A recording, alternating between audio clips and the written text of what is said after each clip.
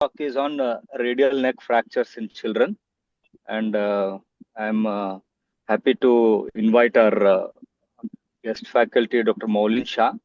Dr. Maulin Shah practices in Ahmedabad, and he has his own center, OrthoKids Hospital, and he's a very well-known speaker, a teacher, as well as he has done work extensively on radial neck as well as Erb's palsy. And Dr. Maulin sir, please start your talk. So thank you very much, Vidya, and I'm glad that this activity is now an official policy activity which we have been running for almost 4-5 years. And today's talk was to be taken by Dr. Nirmal, but because of his unavailability, we'll talk about it. So radial neck fractures are very important fractures, because any maltreatment would end up into a permanent limitation of forearm rotations. And many close treatment has been described. At the same time, there are many operative treatment are described, but they are not without any complications. So we must learn how to teach them, how to treat them by close means. And when we are kind of confronted with an old or neglected patients, we also need to learn how to treat them operatively. So,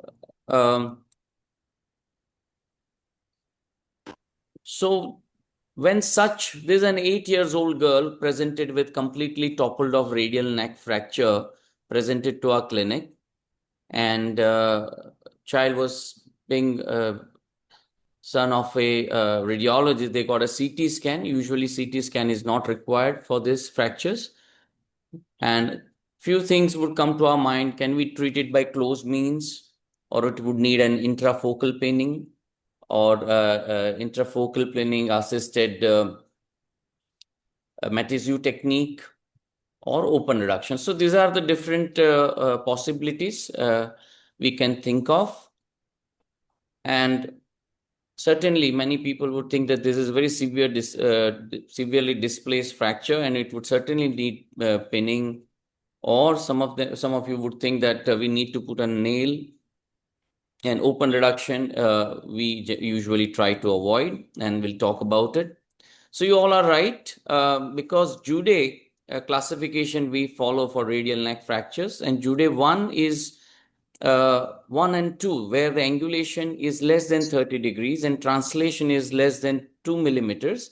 It can be treated conservatively because this degrees of displacement and translation remodels eventually, and these children do not have any rotational problem.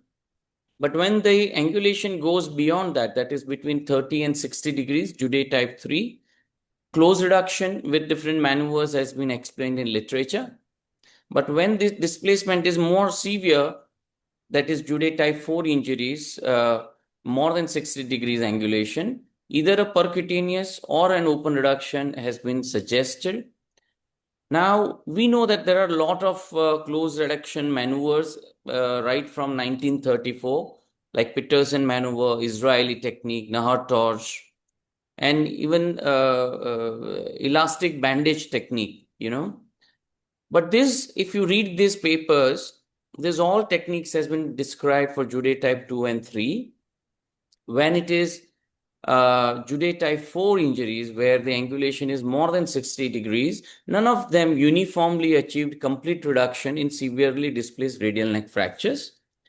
And hence, when we came across to these fractures, and we tried applying close reduction maneuvers in using multiple maneuvers explained in the degrees in a perfect synchrony and hierarchy, we could achieve anatomic reduction in most severely displaced radial neck fracture. And that is the main purpose of today's talk. I want you all to learn this OrthoKids technique of close reduction of radial neck fractures, and you will be able to avoid surgical interventions for these severe injuries. So let's look at this technique at a glance. The first step is to visualize the radial neck under image intensifier in a profile so that it will look like a rectangular piece of bone. And this would happen with a certain degree of pronation. And once you see this profile, you have to apply varus force and longitudinal traction that will open up the lateral recess. And with the thumb pressure, you force the radial head into this place so it converts into 4 to 3. And finally, most importantly, you have to do a flexion pronation maneuver simultaneously with your thumb pressure on the radial head, and it invariably reduces the radial head completely. Again, I'll go through. The first step is to view the radial head in profile under image intensifier so that it looks as a rectangular piece of bone. This is the pre-injury position of the forearm, and your subsequent maneuver should be done in that position of forearm. You give longitudinal traction, your assistant would give counter traction and give a varus force, and then you locate the radial head properly under image intensifier, push it, and it will get converted to type 4 to 3, and then you do final simultaneous flexion pronation maneuver, which will tighten the ligaments and it will make a stable reduction. So if you see the biomechanical basis of this technique, we know that annular ligament, ulnar and radial collateral ligaments, they remain relaxed in supination.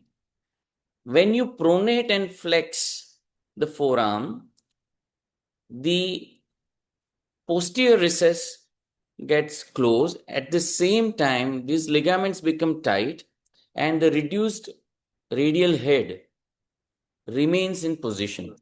Now, in that position of pronation, when you can flex and extend the elbow and check your reduction in anteroposterior and lateral view, and you will find the radial head is stable. So you can avoid any sort of wire fixation in this, and the fracture can be treated just in plaster without any instrumentation. I'll demonstrate this on a patient. This was a 6 years old child with partly visible radial head. So patient is placed on a fracture table on a side table, radiolucent side table. Image intensifier comes from the foot end. And the first step is to visualize the radial head by doing some pronosupination. You can see in this image, the radial head is not seen as a rectangular piece. The moment we did a bit of pronation, now you can see it is Jude type 3 actually. Now, the first thing is you give longitudinal traction followed by counter traction, and that will disimpact the fracture. A varus force will open up the lateral recess in which you can push the radial head with your thumb. In a very chubby children, locating radial head can be a problem. You take help of image intensifier both in AP and lateral view. And now you give a sustained pressure over radial head while you are giving varus force so that this type 4 fracture will get converted into type 3. And finally, you do a simultaneous flexion and pronation maneuver, which will induce ligamentotexis and give you a stable anatomic reduction. One can confirm the stability of this reduction in both AP and lateral view by doing a range of motion like this. You can see live on image intensifier.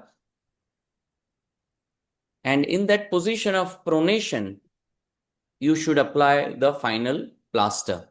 What I do is in the most reduced position, I gently supinate, and the point where the fracture gets a little translated, I go back to 5 degree of pronation and apply plaster in that.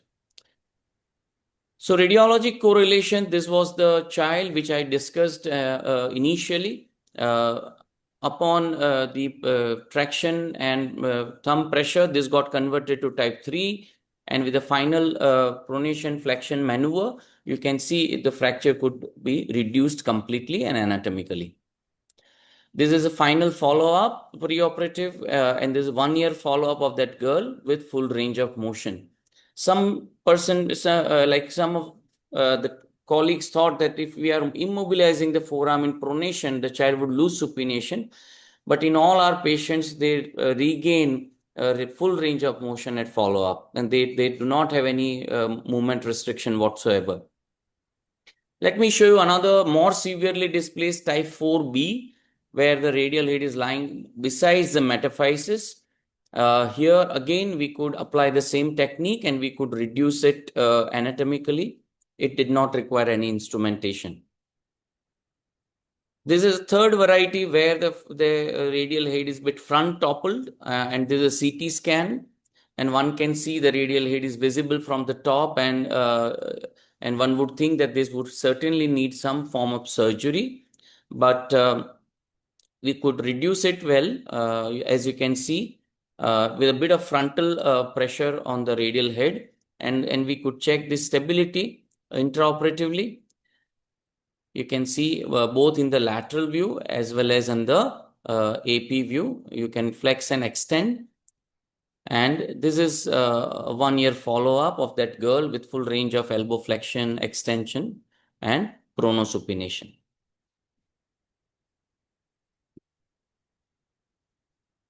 Sometimes you will be confronted with very young children where the radial head is only partly visible or non-visible. Then you should do an arthrogram as we routinely do for elbow.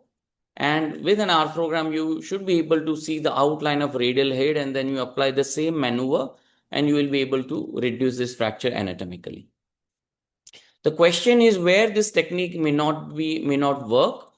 In my initial report, I said when the injury is more than 7 days old, their ligamentotexis, the time is elapsed, some callus might have formed in young children and you may not be able to reduce it. And the second thing is when the radial neck fracture is associated with elbow dislocation, or those are the Jeffrey type of dislocation, where the ligament are broken and so ligamentotexis may not work efficiently. These are two places where I think this technique may not work. I'll show you an example. This 10-year-old girl referred with a simple looking radial neck fracture. The moment I try to reduce it and extend it, the elbow, I found that the elbow is dislocated. So many a times, elbow gets dislocated, radial neck gets fracture, and it gets spontaneously reduced. And these patients have a very huge global edema around the elbow and tenderness, unlike an isolated neck fracture. You can see that like when I extended the elbow, sorry, this video is not working, but there was complete dislocation, and hence we resorted to a peening. I required an open reduction in this child, and she did good thereafter. We published this paper primarily in Indian Journal of Orthopedics, and then it was invited in JBJS also. So we published in Essential Surgical Techniques later. And since then, I've been receiving a lot of extended indication utility of this technique, and I'll show you some of them. This is a bilateral radial neck fracture. This case was posted by Dr. Akash Makadia from Rajkot. On the left side, it was interesting. It was dislocation with radial neck fracture, and you can see the ulnar collateral ligament avulsion injury as well. However, Akash could reduce this fracture both the side with this with orthokits technique, and this is 1 year follow-up of the left side, which was dislocated and with a ligament avulsion. And this was 1 year follow-up of that girl with full range of elbow flexion and extension and forearm pronosupination. So I would suggest to try this technique first, even in these patients. And if it fails, of course, you can resort to surgical management. This is an example of Montegia variant where there is ulna is also fractured and radial neck is fractured. So we have been taught that both the pillars should be fixed. But again, we tried, there's a CT scan images, which I received from other colleagues. And we could treat them with the same technique in plaster without any surgery. And this was a bit longer term follow-up. and this child remained stable and with full range of motion. Another example, Jeffrey type 2 injury, where the elbow gets dislocated, and in an attempt to reduce that elbow without proper relaxation, the radial neck gets fractured and it lies below the capitulum, as you can see here. And in this case, what we tried, we kind of re-dislocated the elbow like this, pushing the forearm downwards and pushing the humerus anteriorly, and putting a blunt instrument to push the radial head in position. And once it came in position, we again applied the same flexion pronation maneuver and immobilized in pronation. And even this injury we could treat without surgical intervention. Now, this 9 days old child came recently, and this again goes out of the purview of this technique, and we would think that this would need, and of course we could not move the fragment much because there might be some callus. What we did is we did osteoclysis after arthrogram, placed a blunt wire and did the osteoclysis, and then we tried the technique of reduction, and we could reduce it anatomically. And so we could avoid the placement of wire. Of course, this all plaster application is done after checking the full stability in full range of flexion extension and pronosupination. And this is the girl at a longer follow-up with full range of flexion extension and pronosupination. The videos which I am showing you is just to remove the fear that immobilizing a child in pronation will take away their supination. That's not true.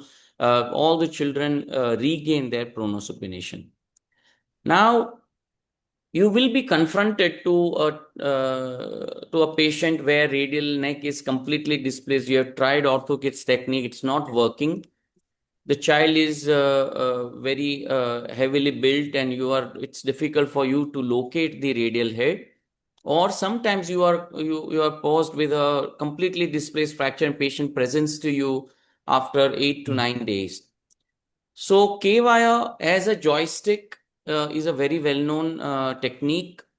There are two maneuvers described, push technique and lever technique. Let me show you the lever technique first. Like this patient again presented after 10-12 days, and the fracture fragment was not moving. This wire, we given varus force, and then gently made a small incision with an artery forceps. We opened it up, and then in the same wound through a sleeve, we placed the wire, sleeve was removed, and then gradually the wire was advanced between the radial head and the shaft.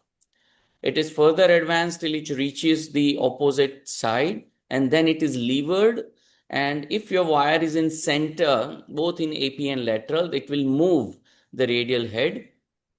And once it is anatomically aligned in both the views, you can advance that wire to the medial cortex of metaphysis. So this was done, and you can see the complete reduction. And this is the one stitch we had to take.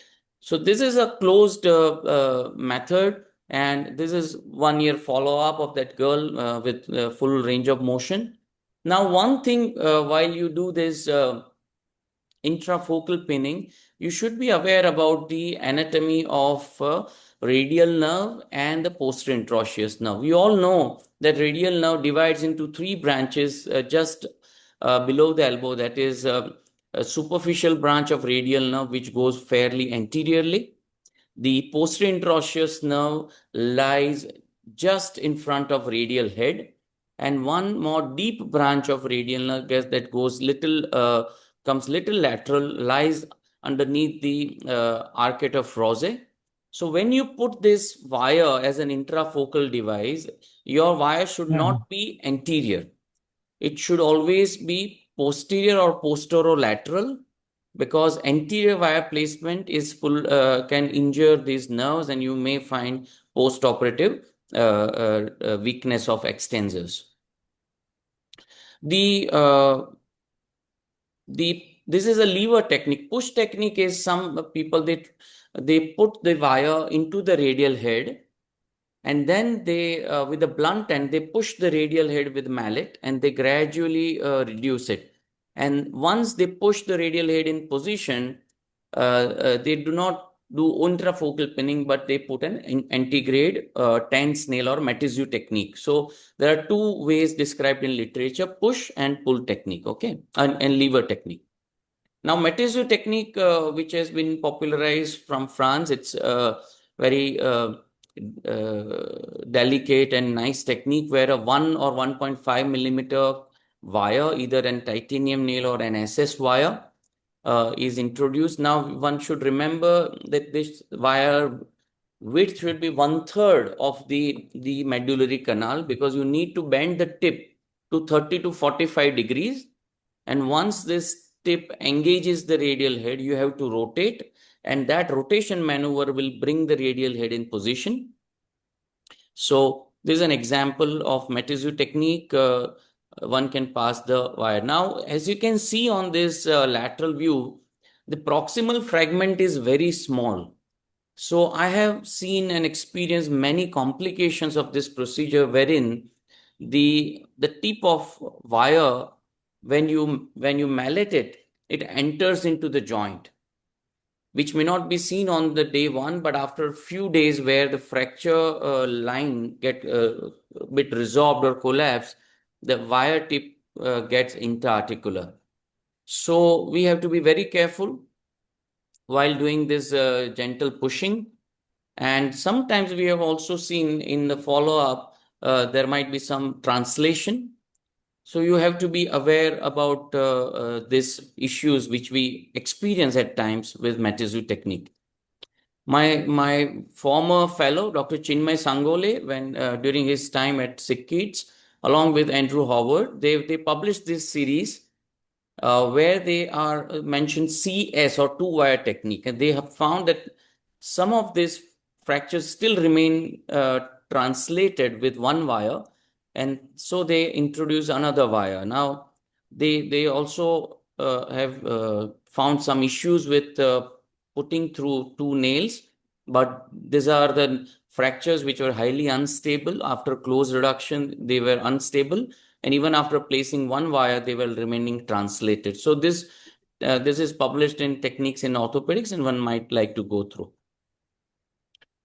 Now we know that this percutaneous techniques versus open reduction, lot of literature, and universally everyone preferred to perform percutaneous reductions, because open reduction long-term outcome has not been promising.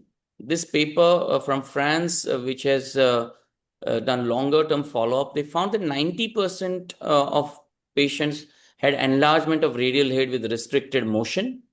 And these radial heads, they produce restriction motion, just like a cam impingement we see in hip. And 35% of these patients underwent premature physeal closure, leading to residual neck deformities. And 8% patient has gross AVN. So open reduction should be avoided as far as possible because this is associated with high rates of complication. So take-home message is isolated, severely displaced radial neck fractures, that's Judet type 4, without associated elbow dislocation, can be treated by orthokits technique without any instrumentation. And when I say Judet type 3, you certainly can treat Judet type 1, 2, and 3 without with this reduction maneuver. Unstable or neglected cases would need instrumentation, and open reduction should be avoided as far as possible. I receive the feedback and messages from a lot of colleagues from all across India that they successfully could apply this technique and they could reduce this severely displaced fracture without any surgery. And that means that you need to believe, and many a time when you start, you might have to do 2-3 attempts and then you get successful. Recently, I gave this talk in an international webinar, and Dr. Scott Cousin was present.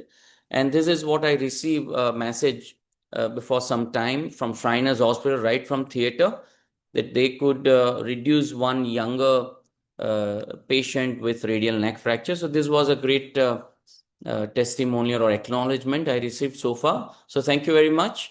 And I hope you'll be able to apply this technique and treat this patient successfully. Thank you. Thank you, Maulin sir. We have a few questions. Yeah, let's go ahead. Chandan has asked, what is the acceptable angulation after reduction of a radial head fracture?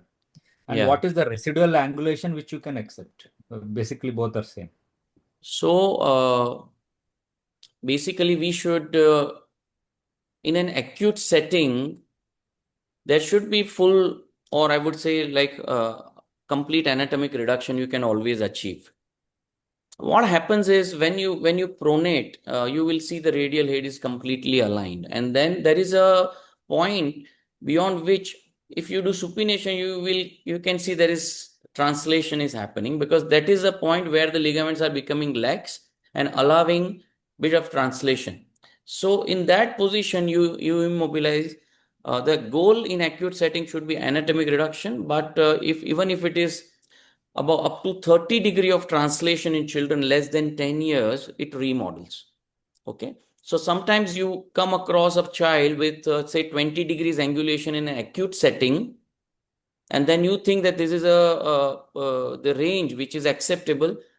But if you keep them in supination, this fracture will keep on moving. And this angulation, which is 20 degree on day one, will become 35 or 40 degree, and then it will glue and it will lead to limitations. So even if a 20 degree angulated child comes to you, uh, mostly again what happens is the true angulation which you see on AP, it's not a true angulation. It's just like lateral condyle fracture. You need to take an X-ray internal oblique. Similar in radial neck, you also need to pronate a bit to see the actual angulation.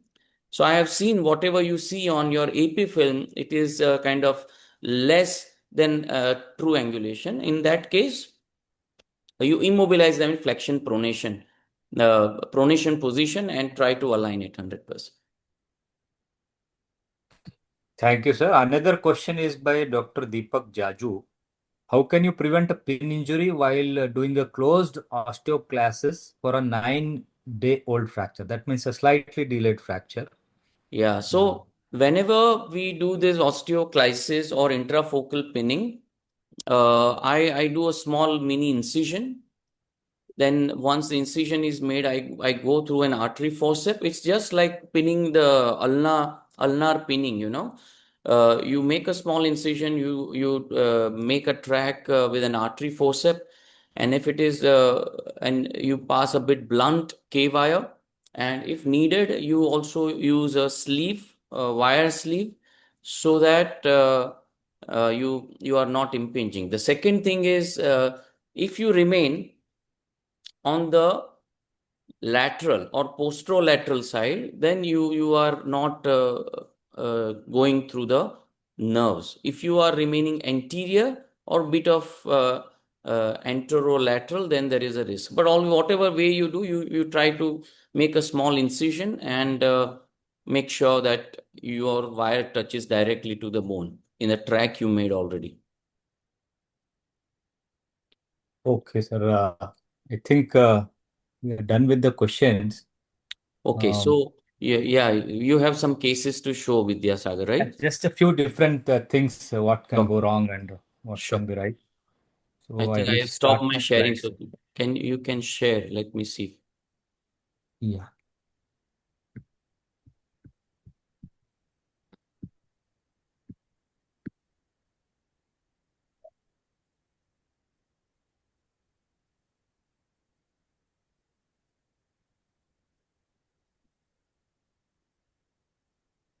Is my screen visible to all? Yes. Yeah. So this is a interesting case actually, but I couldn't get to treat it. But I would like our fellows who are attending to see what's happening. So this is a 5-year-old boy who had a fallen outstretched hand, pain and swelling of the elbow. Actually, he presented about 2 weeks later to me, and he all the reports were there with him. And this was the X-ray, and this child is 5-year old. So. Uh, Is there a way to know the diagnosis, what's going on there? Yeah. So if you are asking me, or any fellow can raise the hand and can Anybody, take. anybody can raise. Yeah. Let the fellows answer, Yeah. whoever is attending, so that Yeah. we Weber, what generate do you some think it is? curiosity. Weber, Yes, sir. what do you see here?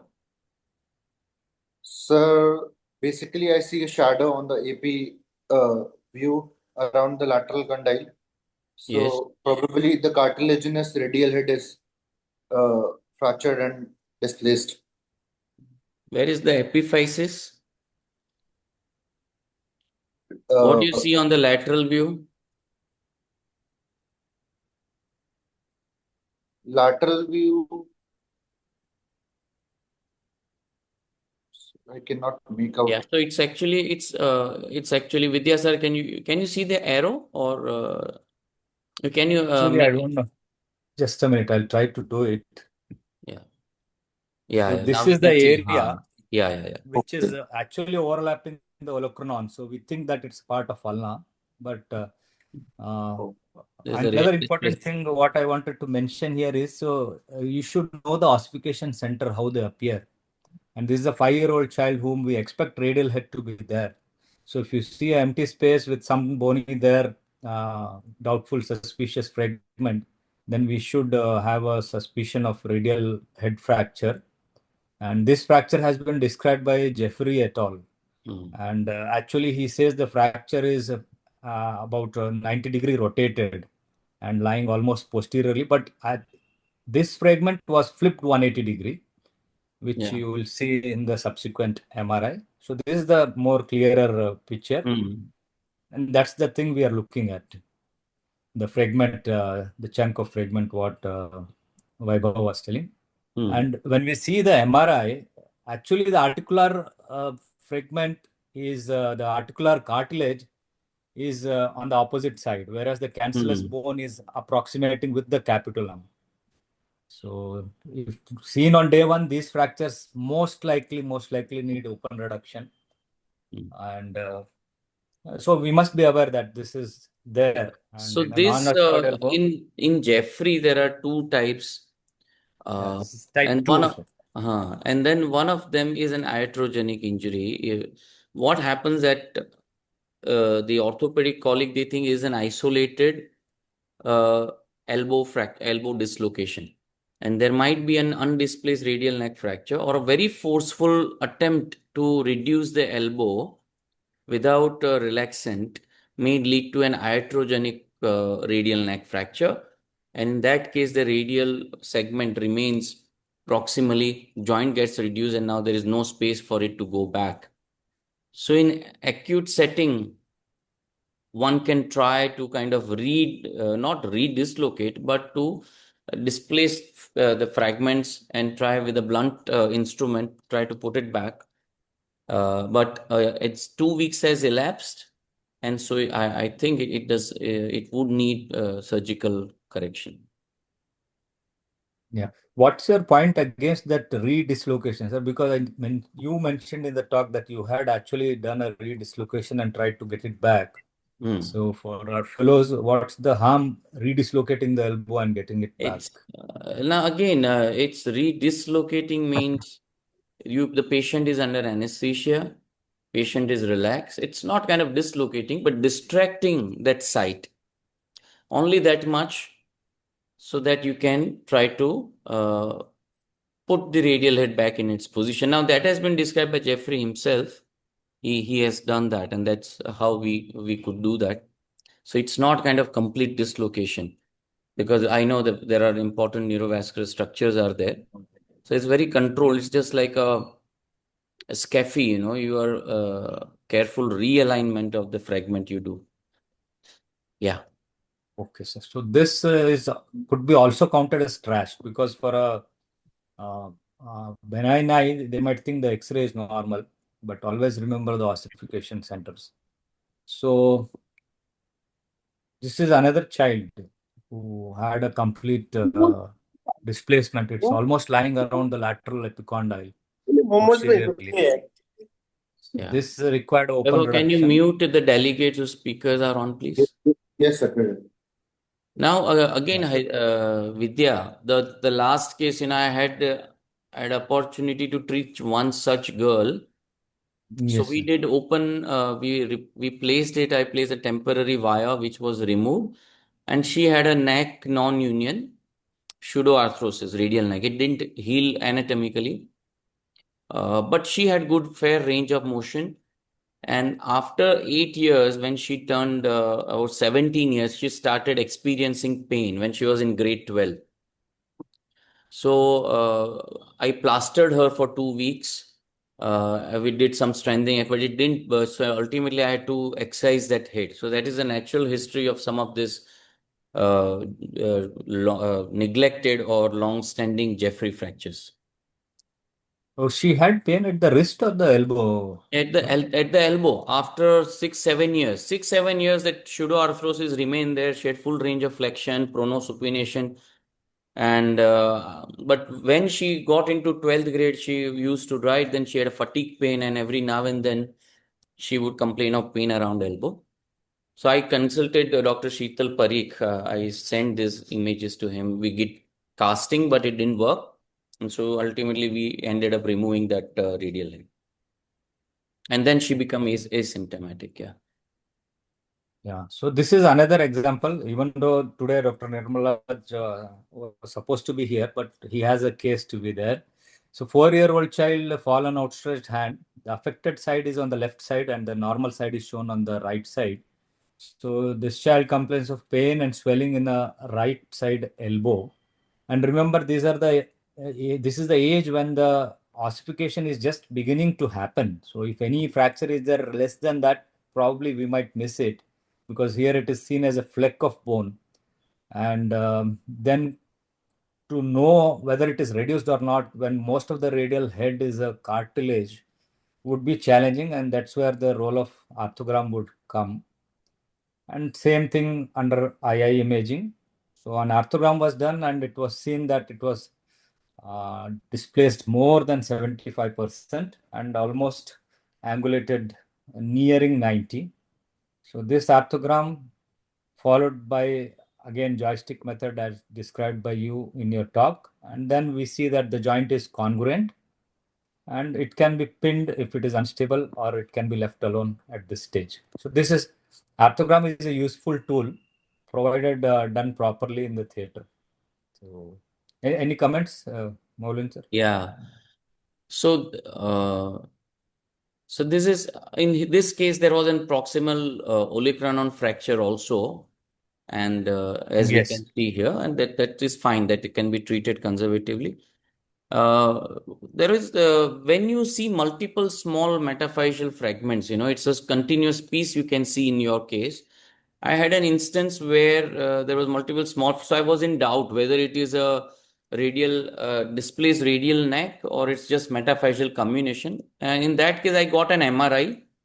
An MRI made sure that the radial head was in position, but there was a comminution of metaphysis. So there we could avoid surgery. So in doubtful cases, one can do ultrasound. There is a paper where they can radial head displacement can be visualized on ultrasound also. So if there is any doubt that this is not a displaced radial head, you can do a preoperative imaging, and at times you might avoid surgery also.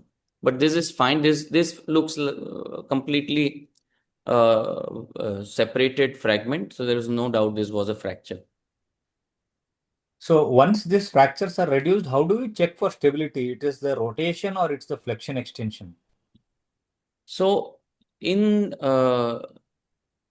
all the cases, we must understand whether you have do intrafocal pinning or try to immobilize in mid-prone at least. Because I have seen many examples, people have reduced it completely with this elastic bandage, elastocrape or something, Ashmark bandage. And now they put it in full supination, and in follow-up, they see some translation. Now they accept some translation. Sometimes it gets more angulated also. And then they feel that this is very unstable. It's not, you have to immobilize them in mid-prone, which will keep the ligaments tight and will keep the radial head in position. Now coming to stability checking, always check in, keep your forearm in mid-prone position, and then you can look at both you do elbow flexion extension in lateral view and in AP. In AP view, you cannot visualize well beyond 90 degrees, but what is important in lateral view, you will see the profile of radial head very well aligned throughout the range, and that is a stable reduction. So this is my advice to all of you, like whatever method you do, try to immobilize them in mid-prone at least for 2 weeks. That will not restrict your supination. I have been immobilizing them for a month, and though still they get full range of motion. The mistake we do is we supinate and we keep the ligaments relaxed, and so whatever you have achieved has a tendency of getting translated a little bit. So in would lateral this view, you position can, of yeah, sir, carry on. so position of immobilization, that is you were asking, right? Yeah, position of immobilization and stability checking, both the things. So what I do is usually, because I had a case where it looked okay, I didn't pin it, and then I see a slight anterior displacement and translation post surgery. so that's what I see very routinely with my other colleagues, and that's why you would have immobilized the child in full supination. That's what we do in all supracondylars and all other fractures, right? But when it comes to radial neck, you try to immobilize in mid-prone, because in mid-prone, the ligaments around the radial head remains tight, and that will not lead to displacement. Now, when they come back to you in 2 weeks, then now the fracture is glued, then you apply it in a bit of supination, because that time the fracture will not move. But in acute setting, now I have seen a lot of patient where Matthew has been done. Intraoperative image shows is fantastic, but post of 1 week, 2 weeks, it is translated. So I always say that immobilize them mid-prone, bring them at 2 weeks, and then apply plaster in bit of supination. So about the orthokids technique, when we reduce in pronation, then I gently rotate from pronation to supination. And there is a point where I see the translation of radial head happening. So there I come back 5 degree in pronation, and I decide this is the point in which I will check the stability. I'll keep the forearm in that degree of pronation. We'll check in full range of flexion, extension, lateral view, and AP view. And in that position, I would immobilize. Okay. Okay, so we'll see the other case. You got So this Vidyasagar, is what I said? You got the message? Yeah, absolutely. So this is an 8-year-old child. Again, same fallen outstretched hand, pain and swelling in the elbow. So clinically, child had swelling on the lateral side, and this was the X-ray which he had got and come to us. So is there something in X-ray which looks not normal or something suspicious? Yeah, Vaibhav, Bipin, Shashank, what do you think it is? So this is an interactive session. Anybody can Yeah, give comments if they any have fellow, something. yeah. Anybody? I can't make out any abnormality. Maybe Okay. on the anterior cortex, around the radial neck region, there's a small spike anteriorly. Yeah. So then, if you are in doubt, what do you do now? Now, I find that the lateral condyle side is bit widely open. So Okay. internal oblique view is something which I would like to take here. And I would like also to check the opposite elbow X-ray. Yeah. So we must take opposite elbow X-ray to see just whether this is a normal finding or not. And another point I would like to highlight is if we see the radiocapitular line, probably it is going slightly posterior. So we want to get the other side elbow and see whether the same thing is happening on that side. Because younger children, the ossification also might be eccentric. So this is the normal side. And we see this. So now do you think there is a suspicion could be true? Because this is the the affected side one. And this is a normal side one. There is no elevated fat pad here. So I think there is no specific injury which is Does it merit further investigation or we leave it at this point?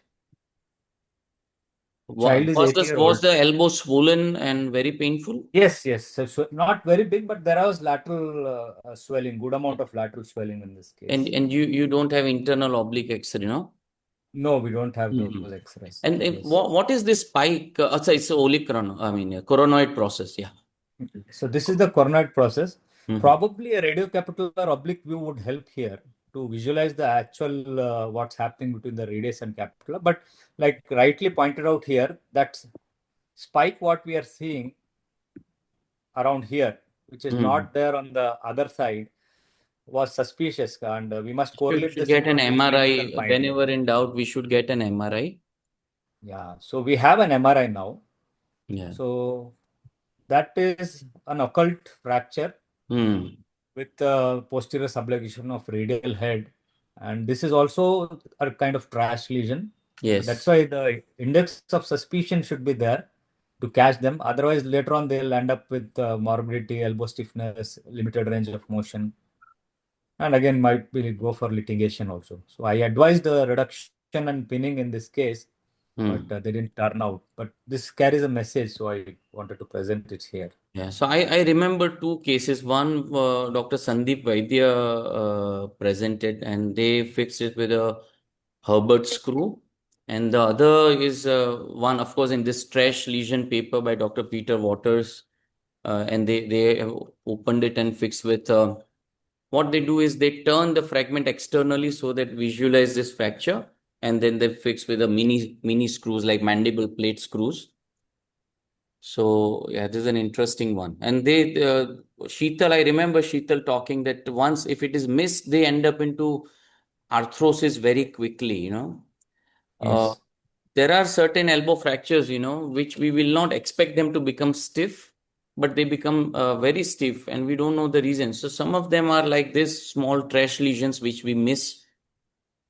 And the thing is, whenever we are in doubt, we should always get an MRI. I have yet to see a family who regret not to get an MRI. Yeah, so we must appropriately investigate when Yes. we are in doubt and not the send the patient away.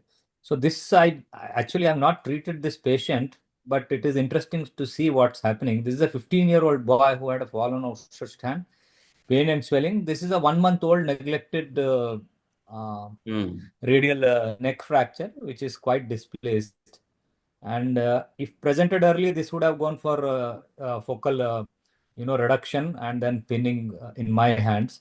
But after a month, the treating surgeon chose to do a radial head excision. I don't know why that was done.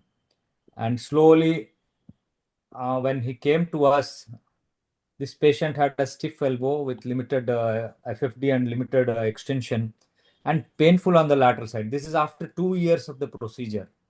And you can see the radial, the proximal cancellous bone actually going into the capitulum and injuring the cartilage also. So, what do you think, Maulin sir? Was the decision was not right, but obviously, if one goes for a excision at some point, is this the thing which we expect? See what happens at 1 month. Can you go back to the X-ray? Yeah, at 1 month, I would have tried, of course, in my hand, I would do intrafocal osteoclysis. I have shown you one case. And after osteoclysis, I would try my technique. And if it is stable, I would accept it. That's one. If it is unstable on pronosupination, then I would try to put that wire passing through the opposite cortex. Right. Some of the colleagues have discussed that you need to mobilize them early, and so you put a Matthew nail and then start early. But there are also reports of redisplacement. So at this point, I would have done osteoclysis reduction, and if it is not budging, then my open reduction would be the last resort. But excision is not indicated in such situation. You have to align it. Now we know that this boy has residual growth, and with the growth, This has got collapsed, and it has eroded the capitulum. Now, what I would do is, if it is very painful, you need to excise a part of radial neck, and you have to do arthrolysis and have to start immediate physiotherapy or exercise program, so that the child gets this extension. At the same time, you have to explain that this procedure is done more for the pain rather the range. That he has a functional range. If a child is at 30 degrees to Yes. 110 degrees elbow flexion, he can do all the activities of daily living.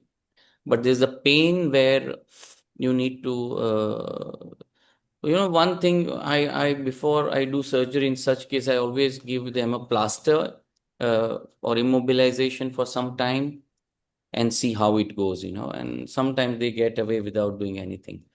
Here again, there is a risk that he may become stiffer, but you try conservative means before you opt for Yeah. excision of the abutting part, because that outcome is again not very reliable. Did you do osteotomy or something? What did you do? No, again, this patient lost to follow-up. They didn't turn back. So But what's the role what? of Yeah, Vaibhav, come tell me, please. what's the role of radial head replacements in these cases? Like we had a 2-month-old fracture of the radial head, 15-year-old boy in Indira Gandhi Hospital, Bangalore. We took off the radial head and then we actually did we used a monopolar prosthesis. Like, so these things can prevent uh, cubitus valgus and PLRI, right? Later. So any experience on using this in your practice, like radial head replacement, sir? Maulin sir, would you like to take that? Yeah, no, I do not have any experience, but we recently had a meeting in Posse, and we had this pediatric radial head replacements. So that can certainly be done, especially where in a non-salvageable situation, because if the radial head, there are also reports that radial head failed, processes. So you should have a discussion with family that will try to put the radial head, and if it fails, then excision arthroplasty is the final choice. With that, you can definitely go ahead. But this X-ray which was showing only 45 degrees of angulation, that certainly needs to be reconstructed, and it does not need to be excised.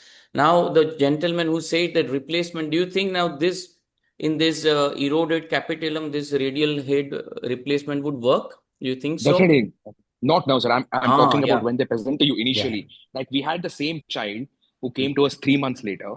So in that case, the option of reconstruction was not possible. But like when we opened up, there was no erosions on the I'll capsular tell side. you, I mean, there is no age of no restore. If your head is, you see the head, if head is visible, there is no avascular necrosis, then you always try to put it back. I Okay. told you a neglected Jeffrey type 2 injury where I put it back, and 7-8 years, there was a pseudoarthral neck, but child was able to do full range of motion, full activity. It became painful when she reached adulthood.